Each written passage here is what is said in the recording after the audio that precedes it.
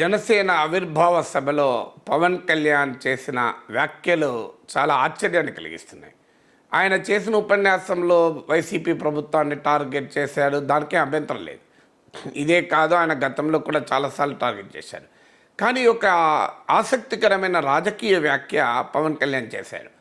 అదేంటంటే బీజేపీ పెద్దలు road map ఇస్తారు, నేను ఎదురు చూస్తున్నాను, ఆ రోడ్ మ్యాప్ అందడంతోనే వైసీపీ వ్యతిరేక ఓటు చీలకుండా ప్రయత్నం చేస్తాను అన్నారు.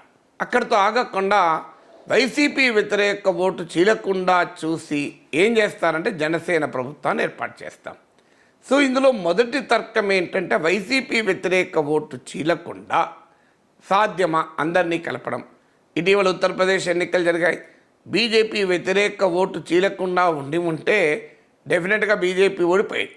అందువల్ల పవన్ కళ్యాణ్ అన్నట్లు వైసీపీని ఓడించాలి అంటే వైసీపీ వ్యతిరేక ఓటు చీలకుండా ఉండడం అవసరమే, కాదని అంటలేను. కానీ ఉత్తరప్రదేశ్ లాంటి రాష్ట్రంలో బీజేపీ కామన్ ఎనిమీగా ఉన్న బీజేపీ వ్యతిరేక ఓటు చీలకుండా ఉందా?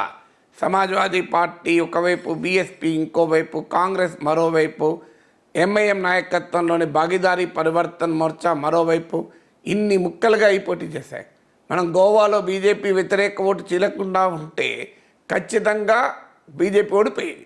కానీ అక్కడ కాంగ్రెస్, గోవా ఫార్వర్డ్ పార్టీ ఒక కూటమిగా, ఆమ్ ఆద్మీ పార్టీ వేరుగా, తృణమూల్ కాంగ్రెస్, మహారాష్ట్రవాది గోమంతక్ పార్టీ సెపరేట్గా పోటీ చేస్తాయి. అంటే బీజేపీకి వ్యతిరేకంగా ముగ్గురు విడివిడిగా పోటీ చేశారు.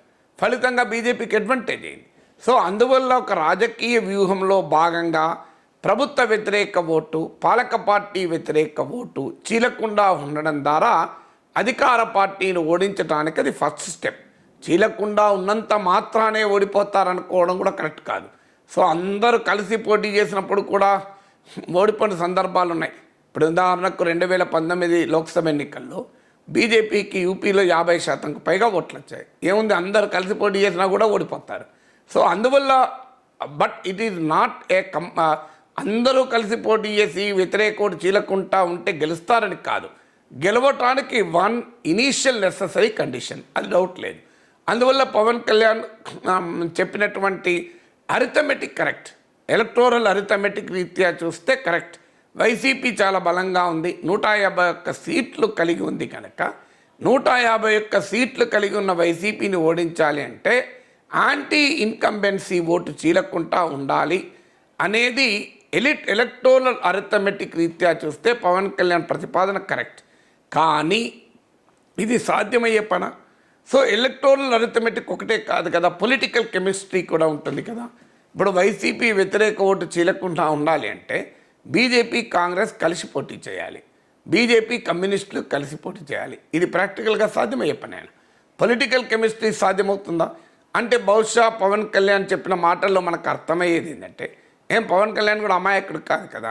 బీజేపీ కాంగ్రెస్ కలుస్తుందనో, బీజేపీ కమ్యూనిస్టులు కలుస్తుందనో పవన్ కళ్యాణ్ ఊహించాడని నేను అనుకోను. ఆ మేరకు రాజకీయ పరిజ్ఞానం లేదా పవన్ కళ్యాణ్కు. దేశంలో ఎక్కడైనా కాంగ్రెస్ బీజేపీ కలిసి, లేదు కమ్యూనిస్టులు బీజేపీ కలిసి అసెంబ్లీ ఎన్నికల స్థాయిలో పోటీ చేసిన ఉదాహరణే లేదు కదా. ఈ విషయం పవన్ కళ్యాణ్ తెలియదా? మరి పవన్ కళ్యాణ్ అనేది ఏంటి? Maximum possible unity against YSR Congress అయి ఉండాలి. వైసీపీ వ్యతిరేక ఓటు చీలకుండా చూస్తాను అనడంలో వైసీపీ వ్యతిరేక ఓటు చీలకుండా సాధ్యమైనంత చూస్తాను అని మనం అర్థం చేసుకోవాలి. అంటే అప్పుడు ఏంటి, టీడీపీ, బీజేపీ, జనసేన మళ్ళీ కలవబోతున్నాయా? 2014లో కలిసి పోటీ చేస్తాయి. అందువల్ల మళ్ళీ కలవటానికి అవకాశం ఉందా? దీనికి బీజేపీ నుంచి ఇంకా ఆమోదం రాలేదు కనుక బీజేపీ నుంచి క్లియరెన్స్ వచ్చాక ఈ 3 పార్టీలు కలుస్తాయి అన్నదానికి పవన్ కళ్యాణ్ చెప్తున్నది అర్థమా అనే అభిప్రాయం కలుగుతుంది. ఎందుకంటే టీడీపీతో కలవటానికి ఇప్పటికిప్పుడు బీజేపీ సిద్ధంగా లేదు. ఎందుకు సిద్ధంగా లేదంటే బీజేపీకి అనుమానం 2024లో టీడీపీకి ఎక్కువ సీట్లు వస్తాయి, ఎంపీ సీట్లు, వైసీపీకి ఎక్కువ ఎంపీ సీట్లు వస్తాయా? ఇప్పుడు 2019లో వైసీపీకి 22 సీట్లు వస్తే టీడీపీకి 3 సీట్లు వచ్చాయి. సో అందువల్ల 22 సీట్లు రేపు 20కి పైగా వైసీపీకే వస్తే కేంద్రంలో బీజేపీకి మెజారిటీ ఒకవేళ రాకపోతే వైసీపీ అవసరం ఉంటుంది తప్ప టీడీపీ అవసరం ఉండదు.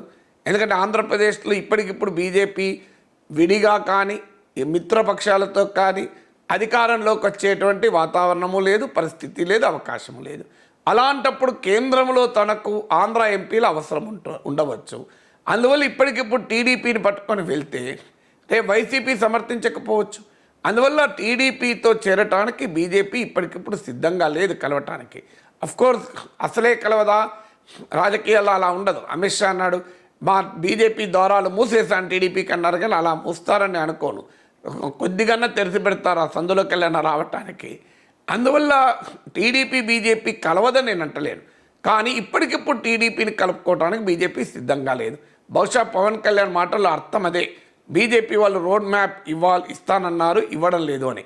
అంటే టీడీపీతో కలవటానికి బీజేపీ క్లియరెన్స్ ఇవ్వడం లేదు అని. బీజేపీ క్లియరెన్స్ ఇచ్చిన తర్వాత జనసేన టీడీపీ బీజేపీ కలుస్తుంది. ఒకవేళ క్లియరెన్స్ ఇవ్వలేదనుకోండి, అప్పుడు పవన్ కళ్యాణ్ ముందు 2 ఆప్షన్స్ ఉంటాయి. బీజేపీతోనే ఉండడము, లేదా బీజేపీని వదులుకొని టీడీపీతో కలవడము.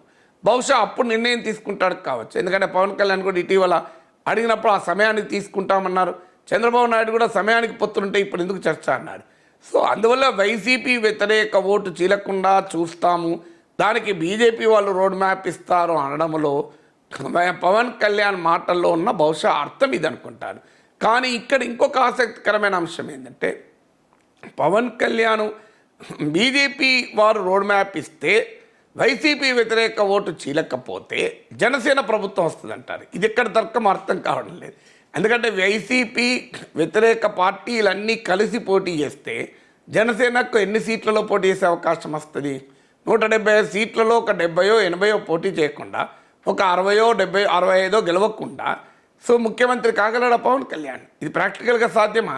ఇప్పుడు టీడీపీ జనసేన బీజేపీ కలిసినా కూడా మెజారిటీ సీట్లు టీడీపీయే పోటీ చేస్తుంది, లేకపోతే టీడీపీ ఎందుకు కలుస్తుంది? సో అందువల్ల అన్ని పార్టీలు కలిసినా, లేదు బీజేపీ టీడీపీ జనసేన కలిసినా కూడా మెజారిటీ సీట్లలో టీడీపీ పోటీ చేస్తుంది తప్ప జనసేన చేయదు. అలాంటప్పుడు జనసేన ప్రభుత్వం ఎట్లా ఏర్పాటు అవుతుంది? పోనీ కూటమి ప్రభుత్వం ఏర్పాటు అవుతుంది కూడా అంటలేరు, జనసేన ప్రభుత్వం ఏర్పాటు చేస్తుంది అంటున్నారు. బహుశా బీజేపీ రోడ్ మ్యాప్లో ఇదేమైనా ఉందా? ఎందుకంటే ఇప్పుడు బీహార్లో జరిగింది అదే.